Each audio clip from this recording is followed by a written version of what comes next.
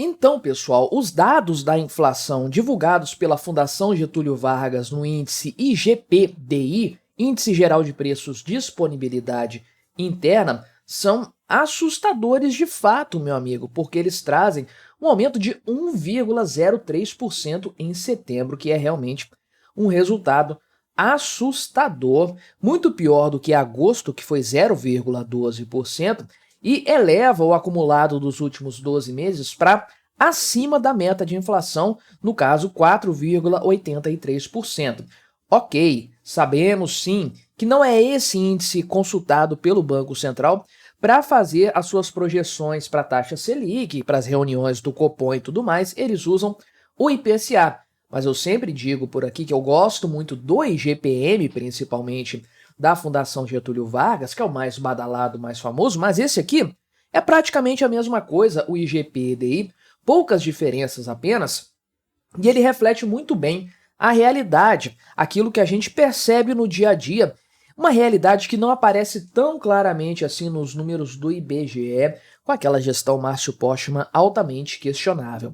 Então vamos olhar aqui os números da inflação do mês de setembro, de acordo com a Fundação Getúlio Vargas, ver quais foram os itens que aumentaram esse índice de forma tão expressiva em setembro e olhar o acumulado de 12 meses. Mas antes, não se esqueça de se inscrever no meu canal se você ainda não for inscrito. E se você quiser colaborar financeiramente aqui com este meu trabalho, você pode se tornar membro patrocinador do meu canal com valores a partir de R$ 1,99 por mês. Você me ajuda bastante dessa forma.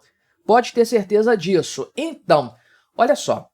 Os principais itens aqui, não, primeiro de tudo, o disclaimer necessário. Inflação não é aumento de preços, inflação é aumento da base monetária. Inflação, expansão da base monetária. Então, quando falamos de inflação, estamos falando do governo imprimindo mais dinheiro, fazendo esse dinheiro circular na economia. Isso, por sua vez, causa aumento de preços. E aí o pessoal tende a confundir a causa com o efeito, chamar o aumento de preços generalizado na economia de inflação, mas não é. Só que para o bem do argumento, da retórica deste vídeo, vamos daqui para frente usar a definição de inflação do jeito que o Estado usa, do jeito que a grande mídia usa, aumento de preços, né? Então, de acordo com o IGPDI, houve um avanço de 1,03% no mês de setembro. Qual que é a diferença desse IGPDI sobre o IGPM, né, que é o índice mais conhecido, mais divulgado, inclusive, da Fundação Getúlio Vargas? Você certamente já viu, quando eu trago ele aqui no canal, que ele fecha antes do mês terminar. É porque ele considera uma janela variável de um mês para o outro, do dia 20 até o dia 20 do mês seguinte, do dia 21, mais ou menos nesse período aí, não é o mês fechadinho. E ele é usado, inclusive, como uma prévia do IPCA justamente por causa disso.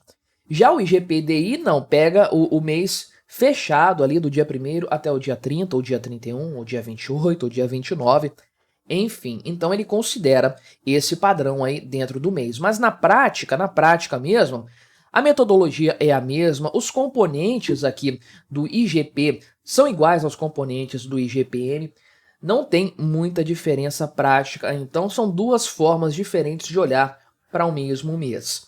Então, esse índice aqui é composto por um IPA, que é o índice de preços ao produtor, tem o índice aqui, o IPC, que é o índice de preços ao consumidor, e o INCC, que é o Índice Nacional de Custo da Construção. Cada um deles tem ali um peso diferente dentro desse índice aqui, sendo que o índice de preços ao produtor é o mais importante dentro da configuração do IGPDI. Esse índice aqui subiu 1,20% em setembro. Aliás, todos eles subiram nesse mês, né?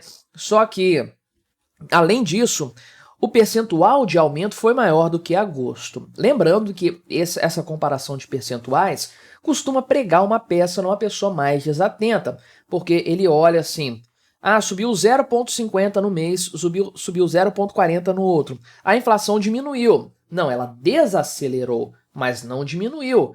Ela está positiva. Os preços aumentaram, portanto, só aumentaram num ritmo mais lento. É percentual sobre percentual, então É importante frisar isso. Ainda assim, o percentual foi maior. A inflação está acelerando de fato. É o que a gente sempre fala nos vídeos aqui. O IPCA não mostra isso. É claro, você vai no supermercado, você vê. E tem energia elétrica com bandeira vermelha, combustíveis aumentando, tá tudo subindo de preço. E o IPCA não mostra. É uma coisa impressionante, de fato. Mas tá aqui, ó, 1% de aumento em setembro. Isso aqui é muito real, é muito realista, é uma coisa assim bastante pertinente. Então, o que mais subiu mesmo foi o IPA, o índice de preços ao produtor. Em agosto tinha subido 0,11, pouca coisa. Agora em setembro 1,20%. Isso aqui é aquela questão, né? Isso vai acabar impactando lá na frente no preço ao consumidor, porque isso vai ser repassado pela cadeia produtiva. Aqui é lá na indústria, no produtor, e vai chegar lá na ponta ainda para os consumidores. E aí tem os índices aqui de bens intermediários, bens finais, matérias-primas, todas as etapas da produção são consideradas aqui. É uma análise muito bem feita, por sinal. O índice de preços ao consumidor subiu 0,63%, em agosto havia sido 0,16%, principalmente puxado por habitação, alimentação, educação, leitura e recreação, despesas diversas, né? Teve uma queda aqui de alguns setores, transporte e vestuário, mas de forma geral houve um aumento expressivo de agosto para setembro na questão do preço ao consumidor. E também houve aqui, aliás, o que não houve o aumento, eu falei que todos, né? Não, o INCC não aumentou o percentual, mas é aquela história, os preços aumentaram sim. Só desacelerou. Esse patamar tinha subido 0,70 em agosto, muito comparado com os demais, agora subiu 0,58%. Subiu menos, mas ainda assim subiu. Tá tudo mais caro nesse setor também, né? Então, realmente, o índice aqui está bastante preocupante porque demonstra uma inflação descontrolada na prática. Esse é o grande cenário. E aí, é claro, você olha uma janela de tempo de 30 dias, isso não significa nada. Fatores sazonais podem explicar essa variação brusca de preços, questões climáticas, questões geopolíticas, fatores realmente que fogem ao controle. Por isso que a gente olha uma janela de tempo maior de 12 meses, né? Então, aqui chegou a 4,83% no acumulado de 12 meses, saltando de 3,12%, aliás, 3,12% neste mês, né? Então,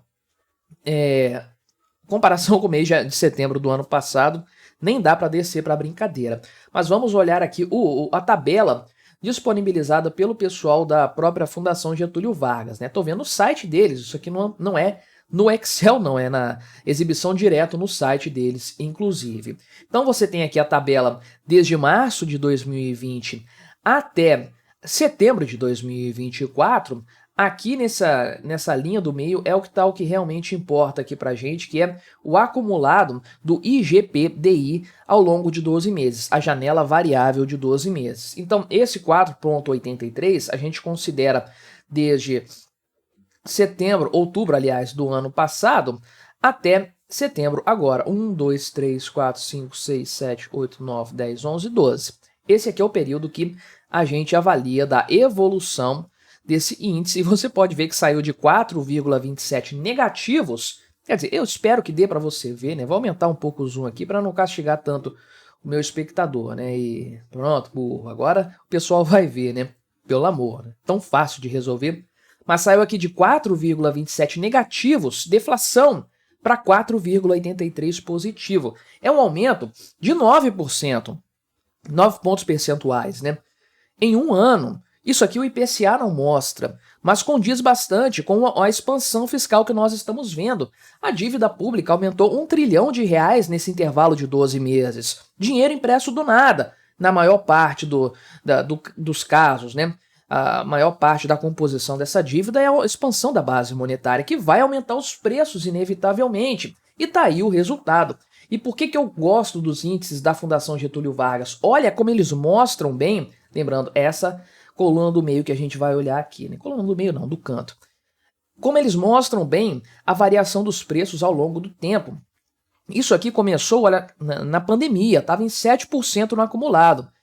E estava caindo ainda. Por quê? Tem lá um período de 12 meses para trás, mas na medida em que você vai avançando aqui no tempo, olha o quanto esse percentual foi subindo e estava tudo ficando mais caro durante a pandemia mesmo. Normal, é um reflexo do fecha tudo, do medo, das restrições. Então, quando você chegou em maio de 2021, quando os índices já estavam mais baixos, você tinha um acumulado lá para trás de 12 meses, de maio de 2020, aliás, de junho de 2020 até aqui, esse período, que foi o período mais crítico realmente, quando a coisa estava bem restrita.